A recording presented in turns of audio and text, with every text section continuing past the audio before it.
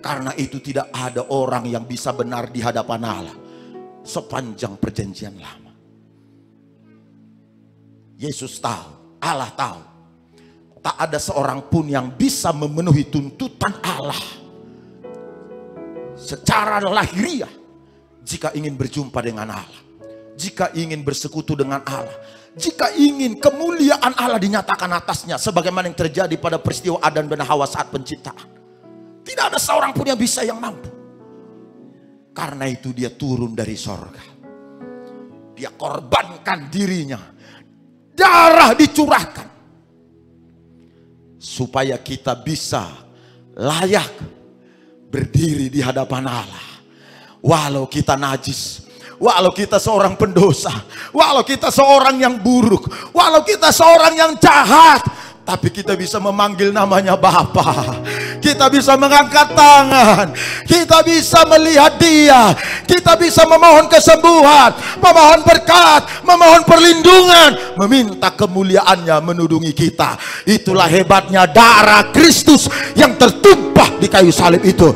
Karena itu abaikan pikiran-pikiran yang berkata kamu najis, kamu buruk, kamu jahat. Abaikan suara-suara yang berkata kamu tidak layak, kamu tidak benar, kamu orang-orang yang layak dihukum. Abaikan. Suara itu saya pastikan adalah suara dari setan.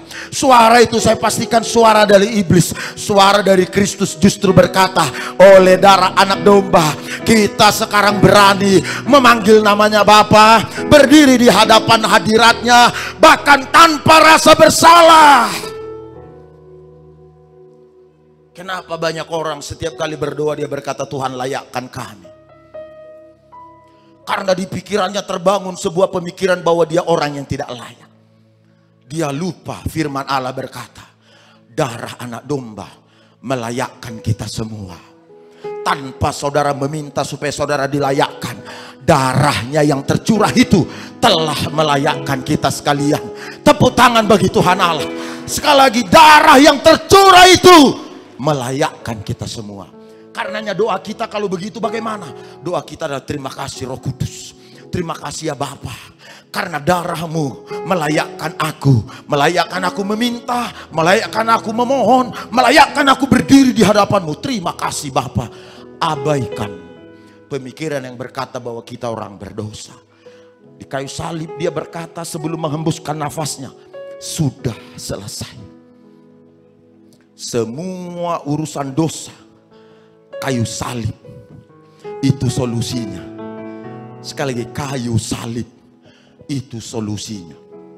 Karena aja saya pernah ngajar sama saudara, dosa terbesar setelah peristiwa kematian Kristus di kayu salib, dosa dan kejahatan terbesar yang sering sekali tidak disadari oleh banyak orang adalah ketika dia tidak mengembangkan karunia-Nya, tidak mengembangkan talentanya, tidak mengembangkan potensinya, tidak memberi pengaruh kepada orang-orang di sekitarnya.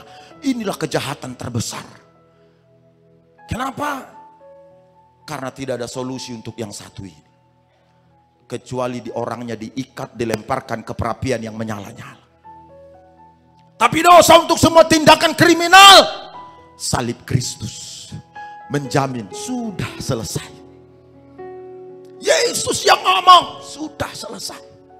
Tapi urusan kemalasan tidak ada solusinya, kecuali kalau kita mau bertobat. Kalau kita bertobat, kita bisa mengalami peningkatan. Jemaat GBI Live Spring tidak boleh ada yang malas, tidak boleh ada yang malas melayani.